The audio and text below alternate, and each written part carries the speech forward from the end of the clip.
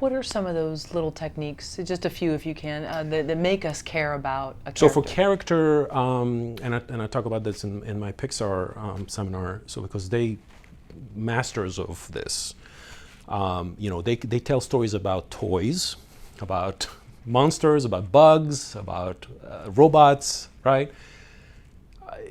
Fish, rat. They make you care and connect with those characters. So there's a whole bunch of techniques, and you can see what they do, and you can know what the techniques are. For me, it's like there's three things that you do that you do is make us feel sorry for that character. So there's little moments where you can create a moment in the story where a character is unjustly abused or unjustly mistreated or insulted or betrayed or neglected. And so it could be any character. And if that moment is there, you're going to feel sorry for that character at that moment. It takes an instant. So that's one. If you show that they're like us, if you show their humanity, for example, you show that they care about something other than themselves, that's another technique. So there's a moment in the movie Leon the Professional, which is about a hitman, right? And it opens with him doing a hit, and he kills people. You don't know if he's good or bad, but he goes home and he takes care of a plant, right? And that right away you say, oh wow, he cares about a plant. So he's okay, he's human. The other part is admiration. So this is like any kind of, if you're dating somebody or you're trying to find somebody who's a good match for you, there's that list of things that you like in a person. That's admirable traits. So if somebody who's funny, who's responsible, who's courageous, there's a whole list of things you can add to a character to make us say, oh well, I admire this.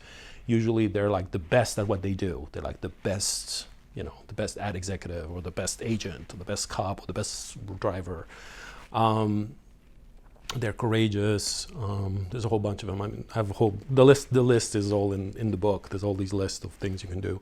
But if you do these three things, so when I show clips of the moment you meet the character, and it's usually like a 3-minute scene, you can see all these things being applied in like 3 minutes. There's like, the opening of Wall-E after he's done with the garbage and he comes to his little house. It's a 3-minute scene, and there's about 20 of these techniques done. This is how you connect with that character in one scene emotionally. I also show a clip of an ad, a commercial. It's a 1-minute thing about a lamp.